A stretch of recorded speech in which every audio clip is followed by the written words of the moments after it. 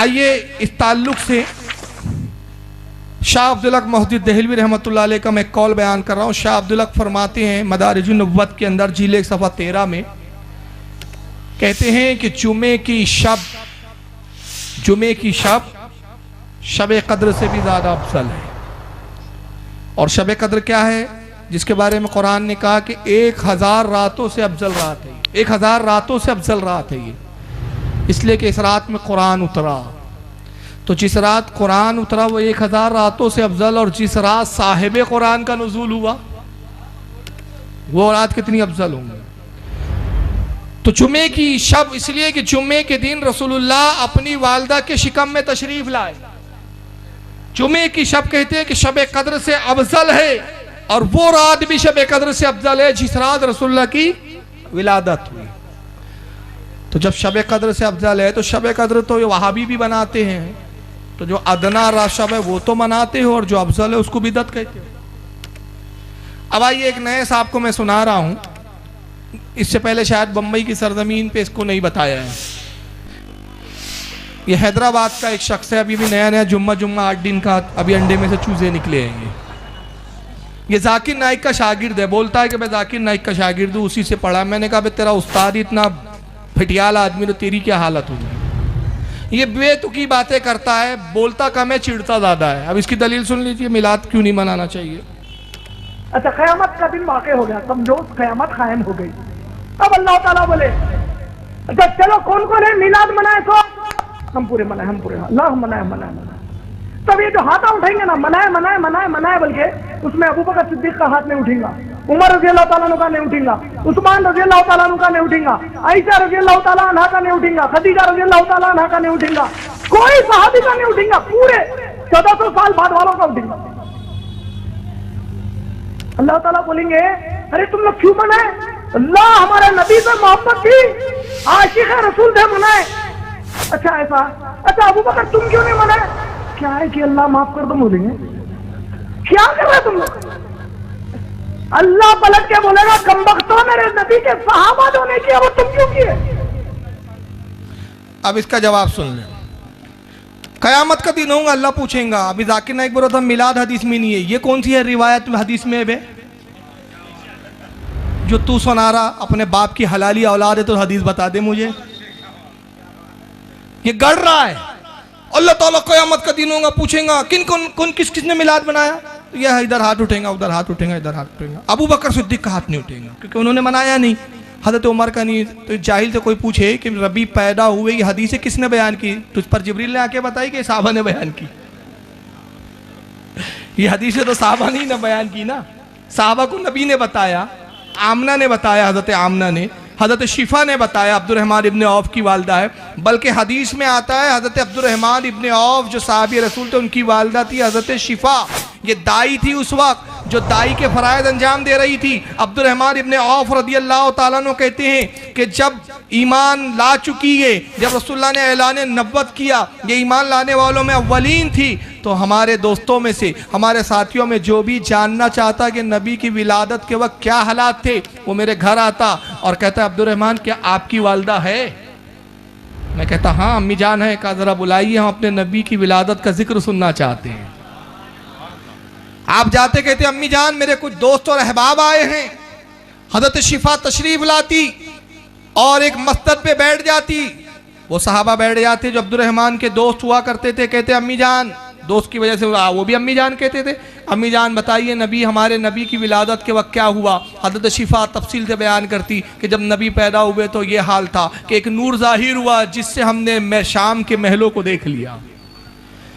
فرماتی ہے کہ میں نے رسول اللہ کو اپنی گود میں لیا تو سرکار جب پیدا ہوئے تو سجدے کی حالت میں تھے، آپ کے لب ہل رہے تھے۔ قسم خدا کی میں نے ایسا مبارک بچہ آج تک نہیں دیکھا کہ جو پیدا ہونے کے بعد ہی کلام کر رہا تھا۔ میں نے رسول اللہ کو چت کیا، اپنے کان حضور کے لبوں کے قریب لائے تو نبی فرما رہے تھے رب حبلی امتی، رب حبلی امتی۔ کہتی ہے کہ پھر اچانک رسول اللہ میری نگاہوں سے غائب کر دیے گئے، ایک پرچھائی آئی، ایک اندھیرا آیا، نبی غائب تھے۔ میں گھبرا گئی شاید کوئی جن تو نہیں لے گیا، تو کہتی ہے کہ آواز آئی کہ شفا گھبراؤ مت، اے آمنہ خوف نہ کرو، بلکہ رسول اللہ کو فرشتے لے گئے اور انہیں دکھانے لے گئے کہ نبی کی حکومت کہاں کہاں ہے۔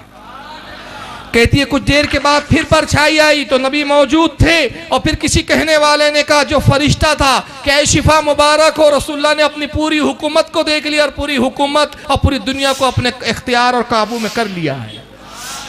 उसके बाद फरमाती हैं कि फिर मैंने देखा कि रसूलुल्लाह नाब बुरीदा थे, सरकार खतना शुदा थे। मैंने चाहा कि चलो नबी पाक को गुस्ल दे दूं। मैंने ऐसे मुबारक बच्चा नहीं देखा कि जो नाप बुरीदा हो, जिसकी नाफ कटी हुई हो, जिसकी खतना की हुई हो। तो मैंने चाहा कि सरकार को गुस्ल दूं। तो फिर किसी कोने से आवाज़ आई, ऐ शिफा खबरदार, हमारे महबूब को गुस्ल ना देना कि हमने अपने महबूब को ज़ाहिर और बाहिर दोनों तरह से पाक भेजा है। ऐ शिफा, हमने अपने हबीब को खतना शुदा भेजा, ना बुरीदा भेजा, ताकि कल कोई ऐसा न जताए कि मैंने नबी को गुस्ल दिया था, कोई ऐसा न बताए कि मैंने नबी की खतना कराई थी, कोई ऐसा न दिखाए कि मैंने नबी की नाफ बुरीदा नाफ को काटा था। इसलिए कि पूरी कायनात पर नबी का एहसान है, हमारे हबीब का किसी पर एहसान नहीं। ये कौन वाक़यात बयान कर रही है? शिफा। ये सहाबी नकल कर रहे हैं, हदीसों में आ रही है। अबे तो जब सहाबा बैठे और एक दूसरे से बयान किए तो उसी तो महफिल मिलाद कहते हैं। अब तूने झूठी हदीस गढ़ी, अबू बकर का हाथ नहीं उठेगा, उमर का नहीं उठेगा, अल्लाह फरमाएगा। अच्छा तुम लोग क्यों मनाए? तो सुन्नी कहेंगे अल्लाह हमें मोहब्बत थी इसलिए, और साहबा से कहेंगे तुमने क्यों नहीं मनाया? तब वो कहेंगे अल्लाह माफ कर दे। अब उसी मिसाल को, जाहिल की मिसाल को मैं जाहिल से देता हूं कि कयामत में अगर अल्लाह ये पूछे अबू बकर तूने बुखारी क्यों नहीं पढ़ी थी? बुखारी किस किसने पढ़ी थी? तो सारे अहले हदीस खबीसों का हाथ उठेंगे, हमने पढ़ी थी, हमने पढ़ी थी, हमने पढ़ी थी। अबू बकर तुमने क्यों नहीं पढ़े थे? अल्लाह के नबी क्या करे, इमाम बुखारी पैदा नहीं हुए थे हमारे टाइम। तो तुम जो करो सब जायज, हम करे तो सब ना जायज। अल्लाह कहेगा अबू बकर है उमर तुमने दीन को खूब आम किया, तबलीग की, चिल्ला क्यों नहीं काटा 40 दिन का? मौला इस्माइल देहलवी गंगूही नहीं पैदा हुए थे उस वक्त। ऐसा होगा नहीं, मैं इसकी मिसाल इसी पे थोप रहा हूं, ऐसा होगा नहीं। ये तो हदीस बता रहा है कम वक़्त। कौन सी हदीस में पढ़ लिया अभी? कहाँ पढ़ लिया? तू तो अहले हदीस है ना, हवाला देना, तेरी नस्लें मर जाएंगी मगर हवाला नहीं दे सकेगा। तो मिलाद ना मनाने के लिए देखो किसी किसी बचकानी दलीलें। और आइए, ये तो हदीस में नहीं मिला उनको मिलाद मनाना, मगर ये हदीस में क्या मिल गया इनको, आइए ज़रा देखें कुछ झलक। ये मदीने के इमाम साहब है, मस्जिद का इनॉग्रेशन कर रहे हैं, उद्घाटन। सीरतुल जन्ना एक मस्जिद का इन्होंने रिबन काट के किया। ये बताइए रसूलुल्लाह ने मस्जिद नबी बनाई तो रिबन काटा था? अबू बकर लेकर आए थे कैची, या रसूलुल्लाह उद्घाटन कर दीजिए, आज मस्जिद नबी कंप्लीट हो गई है। ये कौन सी हदीस में आ गया? ये तो ईसाइयों का कल्चर है। ये मस्जिद नबी का इमाम, अगर तुम में गैरत हो तो जिस बेधड़े और जिस तुम बेबाकी के साथ हमारे कामों को बिदत कहते हिम्मत हो, तो इन रियालों के जिनके टुकड़ों पे पल रहे उनके भी कामों को बिदत बोल के बताओ। मगर रियालें मिलना बंद हो जाएंगी, क्योंकि पूरी तलब जो है वो दुनिया की है, सारी भागदौड़ दुनिया की है। अच्छा खुद कोट टाई पैंट पहना हुआ है जाकिर नाइक भी और चमचा भी, अल्लाह बोलेंगे अबू बकर तूने कोट टाई क्यों नहीं पहना? कहीं अल्लाह क्या करे, उस वक्त ईसाई से कोई मुलाकात ही नहीं हुई थी, कहेंगे ये ईसाई की औलाद कैसे आ गई, ये अपना लिबास तक नहीं बदल सके और चले सुन्नत हदीस। हाय हाय, सुन्नत और हदीस की औलाद। जैसे बड़े बहुत बड़े मुहद्दिस ऐसे हदीस के जानकार, अबे जिस बुखारी पर ये अमल करते हैं उस इमाम बुखारी की एक बिदत बता दूं मैं। हिम्मत हो जरा इमाम बुखारी को बिदती बोलो, और जिस दिन इमाम बुखारी को बिदती बोलोगे सारी बुखारी का बुखार उतर जाएगा। इसलिए कि बिदती की एक हदीस भी मोतबर नहीं होती, याद कर लो। इमाम बुखारी की बिदत बताओ। इमाम बुखारी खुद फरमाते हैं, इमाम इब्ने हजर अस्कलानी ने फतहुल बारी शरहुल बुखारी में इसको नकल किया, कहते हैं कि मैंने जब हदीस लिखने का इरादा किया, रसूलुल्लाह की हदीसों को मैंने जमा किया तो 1,00,000 हदीसें जमा की, और फिर मैंने उसमें से हदीसों को खंगालना और छांटना शुरू किया तो 7,300 कुछ हदीसों का मैंने इंतखाब किया कि बुखारी में इन हदीसों को जगा दूं, बुखारी में इनको लिखूं। कहते मेरे लिखने का अंदाज ये था कि मैं इसके लिए हरम गया, हरम में मैं पहुंचा और मैं जब हदीस लिखना चाहता तो 2 पहले गुस्ल करता, कपड़े तब्दील करता, फिर हरम में आता, 2 रकात नमाज शुक्राना पढ़ता और सिर्फ 1 हदीस लिखता, फिर कलम रोक देता और दूसरी हदीस लिखने के लिए फिर घर जाता, پھر اپنے قیام گاہ پر آتا، پھر غسل کرتا، پھر کپڑے تبدیل کرتا، پھر حرم میں آتا، پھر 2 رکعت شکرانہ پڑھتا تو دوسری حدیث لکھتا. یعنی 7333 حدیثوں کے لیے 14600 کچھ مرتبہ اتنی تو رکعتیں پڑھی، 7333 مرتبہ غسل کیا. ذرا یہ اہل حدیث کی اولاد مجھے بتائے، کیا رسول اللہ نے حکم دیا تھا کہ جب میری حدیث لکھنا تو غسل کرنا، میری حدیث لکھنا تو حرم میں آنا، 2 رکعت نماز شکرانہ پڑھنا، اس کے بعد حدیث لکھنا؟ تو امام بخاری نے کیوں لکھا؟ یہ کیوں کیا؟ غسل کیوں کر رہے ہیں؟ وضو کیوں کر رہے ہیں؟ نماز کیوں پڑھ رہے ہیں؟ اس لیے کہ بتا رہے ہیں کہ نبی کی حدیث کا احترام ہے. تو جس کے احترام کے لیے میں شکر کی نماز پڑھ رہا ہوں، تو جس تاریخ کو وہ تشریف لایا اس دن میں شکر نہیں کروں گے کیا؟ امام مالک کی بدعت بتاؤں؟ امام مالک ہے، ہمت ہو تو ذرا وہاں فتویٰ لگا کے بتاؤ. آپ نے اپنی کنیز سے کہا ہے کنیز سنو، جب بھی کوئی شخص آئے تو پوچھ لیا کرو کہ حدیث سننے آیا ہے کہ مسئلہ پوچھنے آیا ہے. کنیز جاتی ہے، آنے والے شخص آتے ہیں، کہتے ہیں امام مالک ہے، کنیز کہتی ہے کیا بات ہے شخص، کیا کام ہے؟ وہ شخص کہتا مجھے رسول ایک مسئلہ پوچھنا ہے. کنیز اس کو بٹھاتی، سامنے جو آپ کے بیٹھک کا ایک روم تھا مہمانوں کا، امام مالک کی خوابگاہ میں جاتی ہے، سلام کرتی، کہتی آقا ایک شخص آیا ہے، کوئی مسئلہ جاننا چاہتا ہے. آپ اٹھتے، ایک ممبر تھا، ممبر پہ آتے، کہتے شخص پوچھ کیا مسئلہ ہے؟ وہ پوچھتا، آپ جواب دے دیتے. مگر آنے والا ایک شخص آتا ہے، کہتا ہے کہ امام مالک ہے، کنیز کہتی ہے کیا کام ہے شخص؟ مجھے رسول اللہ کی ایک حدیث سننا ہے، میں سرکار کی حدیث سننے آیا ہوں. کنیز جاتی، آقا ایک شخص آئے ہیں، میں نے ان کو بیٹھک روم میں بٹھا دیا ہے، مہمان کے کمرے میں بٹھا دیا ہے، حضور حدیث سننے آئے، فرماتے بٹھاؤ میں بھی آتا ہوں. آپ غسل کرتے ہیں، کپڑے تبدیل کرتے ہیں، اتنی دیر میں کنیز کچھ کوئلوں کو جلا کر روشن کرتی ہے، آگ جلاتی ہے، پھر آپ کے وہ مسند کے بازو میں لا کے رکھ دیا جاتا ہے. امام مالک جھبا قبا، اس کے بعد امامہ، غسل کر کے کپڑے تبدیل کیے، امامہ باندھا، جھبا پہنا، بڑی شان سے آتے ہیں، اور پھر اس آگ کے شعلوں میں کچھ عود ڈالا جاتا ہے، کچھ لبھان ڈالا جاتا ہے، پوری مجلس خوشبو سے معطر ہوتی ہے. فرماتے اب بتا تجھے کون سی حدیث سننا ہے؟ یہ حدیث رسول کا احترام ہے. مجھے بتاؤ کہ رسول اللہ نے کہا جب بھی میری کوئی حدیث پڑھنا تو پہلے عود جلانا، عود سلگانا، غسل کرنا، کپڑے بدلنا، مسند پہ آنا، پھر حدیث سنانا؟ یہ حدیثوں میں نہیں ہے. تو یہ اماموں نے کیوں کیا؟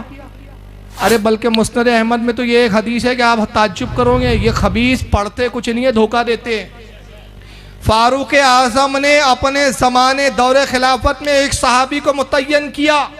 ان کا کام کیا تھا کہ جیسے ہی مغرب کی اذان ہوتی وہ نماز کے لیے آتے، اور نماز پڑھنے کے بعد مسجد نبوی سے سب سے پہلے نکلتے اور رسول اللہ کے روضے پر عود جلاتے اور پورے روضے رسول کو خوشبو سے معطر کر دیتے تھے. تو پوچھا گیا کہ عمر آپ نے یہ حکم کیوں دیا اور یہ صحابی کے لیے یہ ڈیوٹی کیوں لگا دی اور اس کے لیے ان کو تنخواہ دی جاتی تھی؟ تو آپ نے فرمایا لوگوں کیا رسول اللہ کی حدیث نہیں سنی کہ مغرب کے بعد دن کے فرشتے آسمان کی طرف جاتے ہیں اور رات کے فرشتے آسمان سے زمین کی طرف آتے ہیں، اور نبی کا روزہ وہ ہے کہ روزانہ 70 صبح آتے، 70,000 رات میں 70,000 آتے. تو خوشبو سے جانے والوں کا میں استقبال کرتا ہوں، ان کو بدا کرتا ہوں، اور آنے والوں کا خوشبو سے استقبال کرتا ہوں. کیا حدیث میں آیا تھا رسول نے کہا دیکھو مغرب ہوئی تو عود جلانا، فرشتوں کا استقبال خوشبو سے کرنا؟ یہ حضرت عمر کی بدعت تھی. تو ہر کام بدعت نہیں ہو تو جو حدیث میں نہیں ہو، بلکہ بدعت وہ ہوتا ہے جو سنت کے مخالف ہو. تو یہ کون سی سنت ہے بھائی؟ کیا مسجد نبوی کی ریبن کاٹی تھی سرکار نے؟ مسجد قباء کی؟ اگر حلالی اولاد ہو تو جواب دو نا. پتہ چلا یہاں سے وہاں تک سب حرام کے ہی ہے کیا؟ کہ جواب دیتے ہی نہیں تم لوگ. جواب اس لیے نہیں دیتے کہ جواب ہے نہیں ان کے پاس. اور کہتے بریلوی لوگ بڑے سخت جملے بولتے. سن لو، ہم سخت اس لیے بولتے ہیں کہ تم ہمارے آقا کی عظمت کے خلاف بولتے ہو. فرق یہ ہے کہ ہم تمہیں سخت بولتے ہیں مگر تم رسول کو سخت بولتے ہو. تم میں اور ہمارے بولنے میں فرق ہے. تو جو ہمارے آقا کے بارے میں سختی سے بولے اس کے ساتھ ہماری کوئی مروت کا سلوک نہیں ہو سکتا.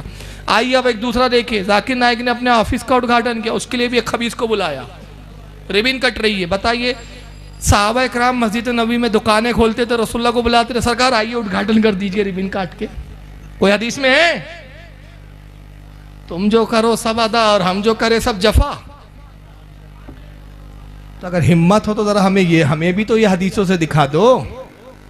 یہ حدیثوں میں نے صرف 2 جھلکیاں دکھایا. آئیے اس کے بعد اس نمونے کی ایک اور جملہ سن لیجئے، بڑا عجیب بات ہے یہ. اس کا نام ہے عمران، میں نے نام نہیں بتایا. عمران نام ہے، حیدرآباد کا ہے. کہاں کا ہے؟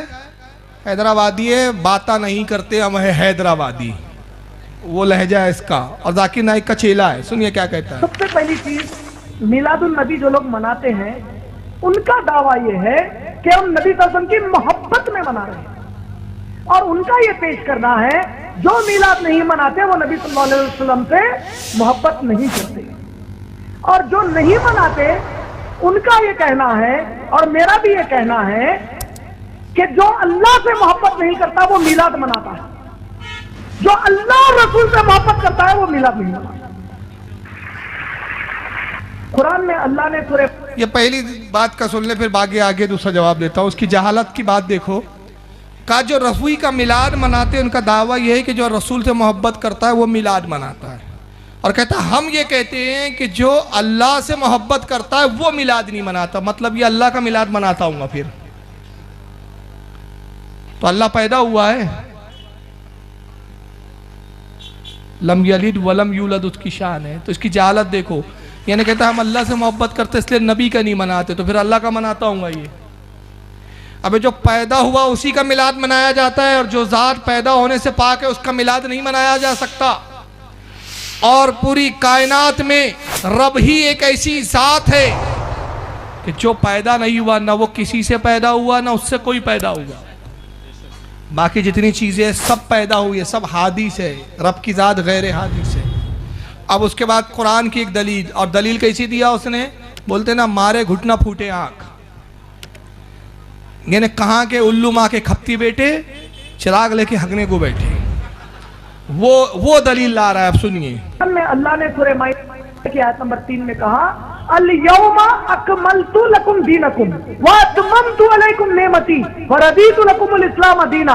آج کے دن ہم نے دین کو مکمل کر دیا، ہماری جو نعمتیں وہ تم پر پوری کر دی ہیں، اور اسلام سے ہم راضی ہوئے ہیں. اب یہ دلیل لائی کہ اللہ نے قرآن میں کہا الیوم اکملت لکم دینکم، آج کے دن ہم نے تمہارا دین مکمل کر دیا. تو جب دین مکمل ہو گیا تو میلاد بات کی چیز ہے. اب یہ بتاؤ دین مکمل ہونے سے پہلے نبی آئے کہ دین مکمل ہونے کے بعد آئے؟ جہالت دیکھو. تو جب پہلے آئے تو میلاد منانا بھی دین کے اندر آ گیا نا. لیکن مارے گھٹنا پھوٹے جب دین مکمل ہو گیا تو پھر ایک کام کرو. نبی نے تو نہیں کہا تھا کہ قرآن کے بعد بخاری کو دوسرے نمبر پہ رکھ دینا، تم نے کیوں رکھ دیا؟ نبی نے تو نہیں کہا تھا کہ جماعتیں بنانا اور یہ کرنا. ابھی ساری میں مثالیں دے چکا ہوں جو ان کی بدعتیں ہیں. تو جب دین مکمل ہو گیا تو یہ کوٹ ٹائی پہن کے تقریر کیوں کر رہا ہے؟ اس طرح کے اسٹیج کیوں لگا رہا ہے؟ دین تو مکمل ہو گیا نا، دین میں یہ چیزیں نہیں ہیں. پھر یہ تم جو کر رہے ہو، ربینیں کاٹ رہے ہو آفیسوں کے، دین تو مکمل ہو گیا نا، تو پھر یہ کیوں کر رہے ہو؟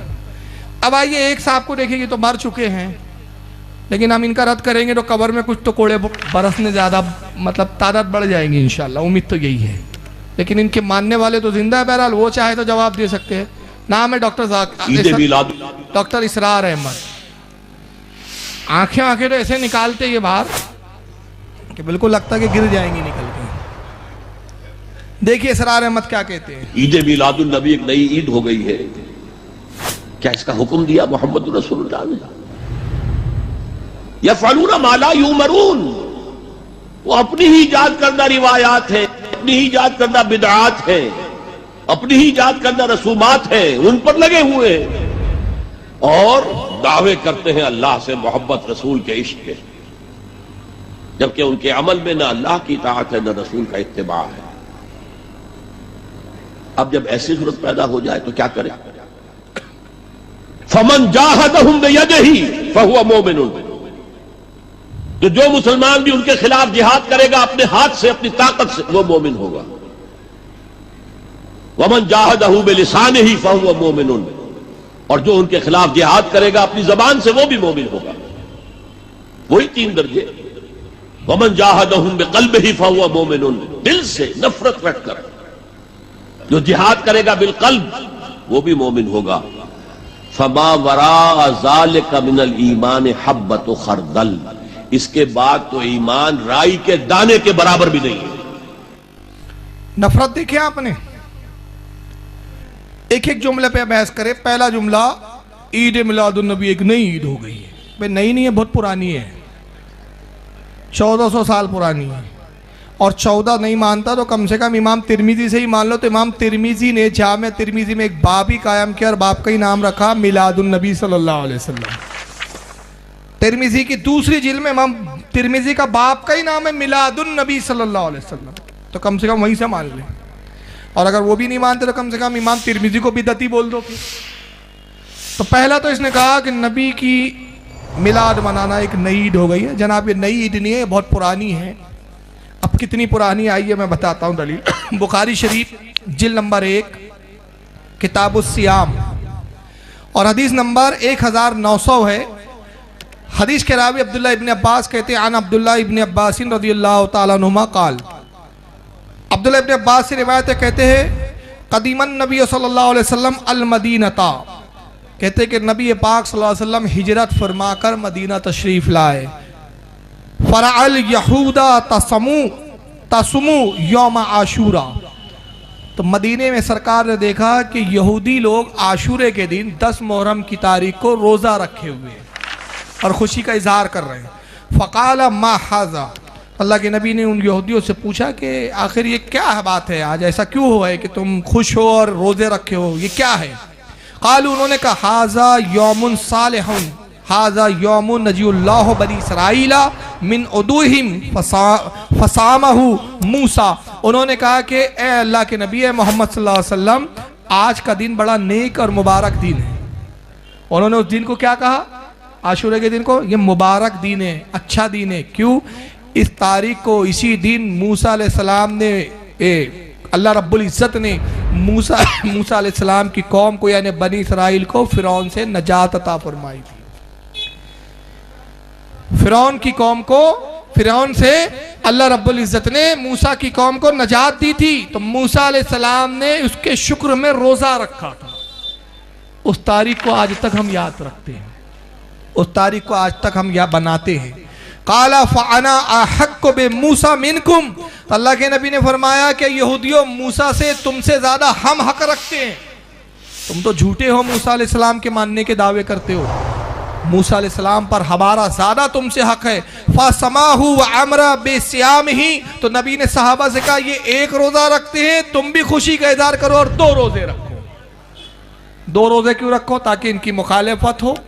اب بتائیے نبی کے جو صحابہ تھے، جو قوم یعنی قریش کے لوگ تھے یا مکہ اور مدینے کے لوگ تھے، اللہ رب العزت نے انہیں نجات دی تھی فرعون سے کہ قوم بنی اسرائیل کو دی تھی؟ دونوں میں سے کس کو دی گئی تھی؟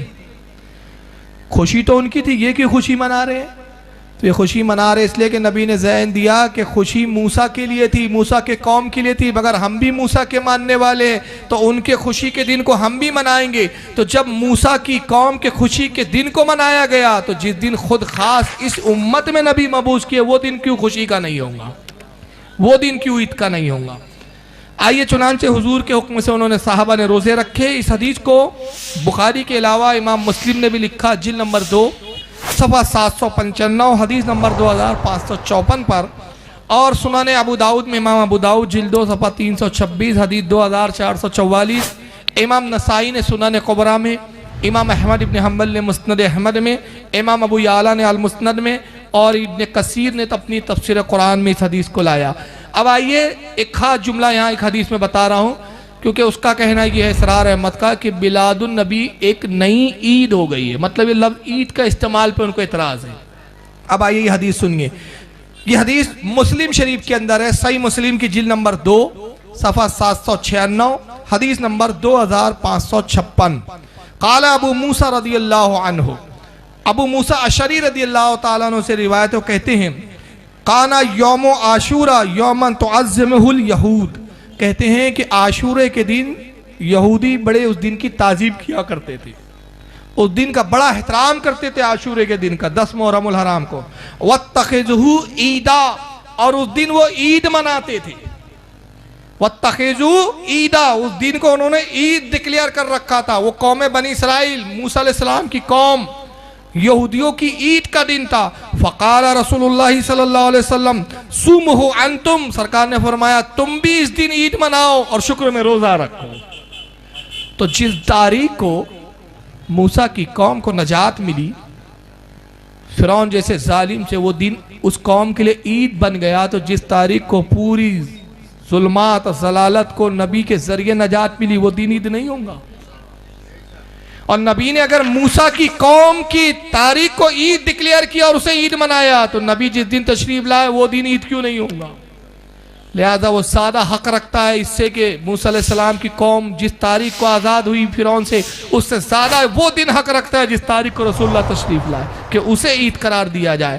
اس حدیث کو مسلم کے علاوہ بخاری نے بھی لکھا، جلد 1 کتاب الصیام میں حدیث نمبر 1901، امام نسائی نے سنن کبریٰ میں لایا جلد 2 صفحہ 159 حدیث 2848، امام طحاوی نے شرح معانی الآثار جلد 2 صفحہ 46 پر، امام بہقی نے سنن کبریٰ میں بھی اس کو لایا۔ اب آئیے، اسرار احمد کا ایک دوسرا جملہ تھا کہ کیا اس کا حکم رسول اللہ نے دیا کہ میلاد النبی مناؤ؟ کیا صحابہ نے منایا؟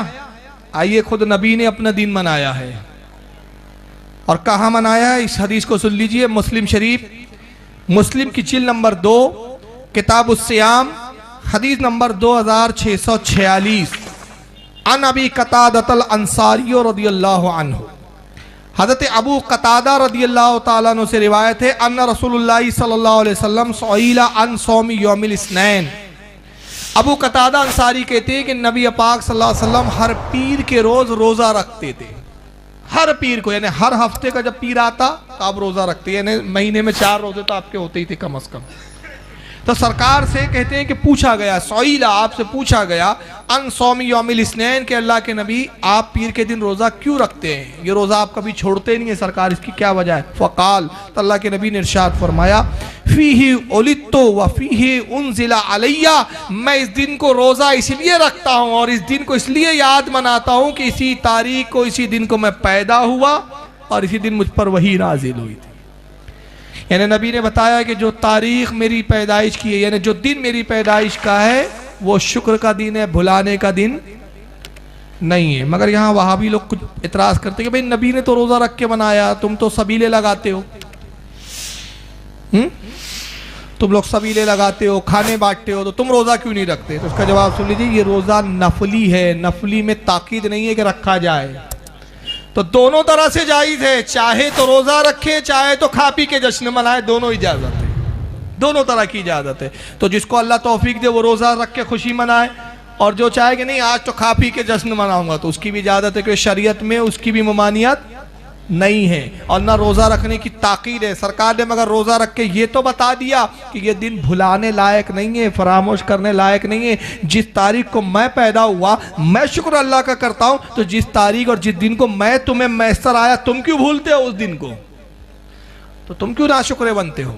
اس حدیث کو مسلم کے علاوہ امام احمد ابن حنبل نے مسند احمد جلد 5 صفحہ 296 حدیث نمبر 22590 پہ بھی لکھا، امام بہقی نے سنن کبریٰ جلد 4 صفحہ 286 حدیث نمبر 8182 پہ لایا، امام نسائی نے سنن کبریٰ جلد 2 صفحہ نمبر 146 حدیث نمبر 2777، امام عبد الرزاق نے المصنف، جو امام بخاری کے استاد ہیں، انہوں نے المصنف جلد 4 صفحہ 256 حدیث نمبر 7865۔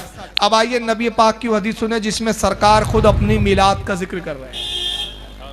وَعَنْ أَبِي أُمَامَةَ رضی اللہ تعالیٰ عنہ قال، حضرت ابو امامہ رضی اللہ تعالیٰ عنہ سے روایت ہے، وہ کہتے ہیں قلت یا نبی اللہ ما کان اول بدی امرک، اے اللہ کے نبی آپ اس تاریخ کے بارے میں بتائیے جس تاریخ کو آپ پیدا ہوئے۔ وہ کہتے ہیں میں نے نبی پاک سے عرض کیا، ابو امامہ کہتے ہیں کہ یا رسول اللہ آپ اپنی میلاد کا ذکر کیجئے، اپنی پیدائش کے بارے میں کچھ بتائیے۔ قال، تو اللہ کے نبی نے فرمایا دعوت ابی ابراہیم، کہا میں ابراہیم کی دعا ہوں۔ ابراہیم کی کون سی دعا ہے؟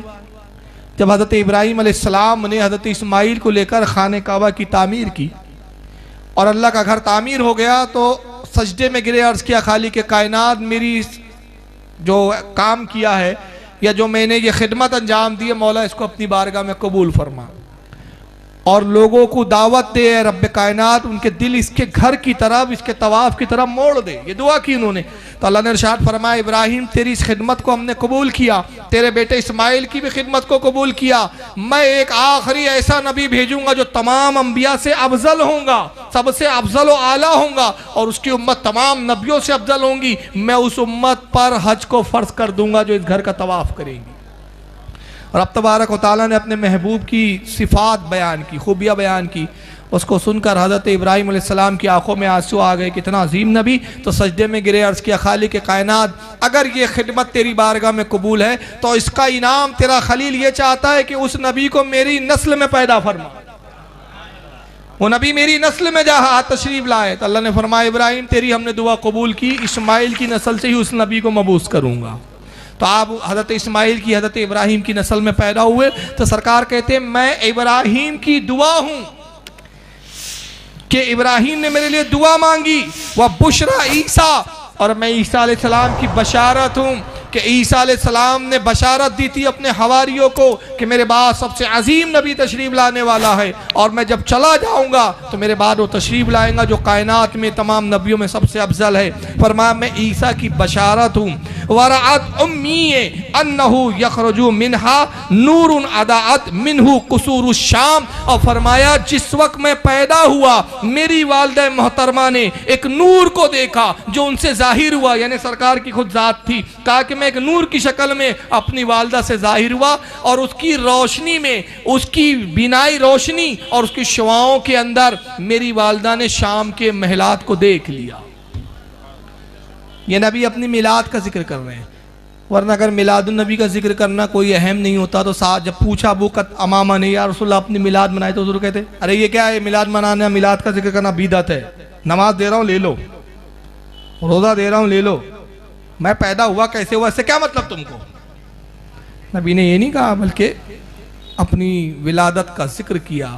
بتایا کہ جس وقت میں پیدا ہوا ایک نور ظاہر ہوا، اس نور کی روشنی میں میری والدہ نے شام کے محلوں کو دیکھ لیا. ملک شام کہاں ہے، جس کو سیریا کہتے ہیں، مدینہ مکہ کہاں ہے، ہزاروں میل کا فاصلہ ہے، یعنی اتنے دور تک میری والدہ نے دیکھ لیا.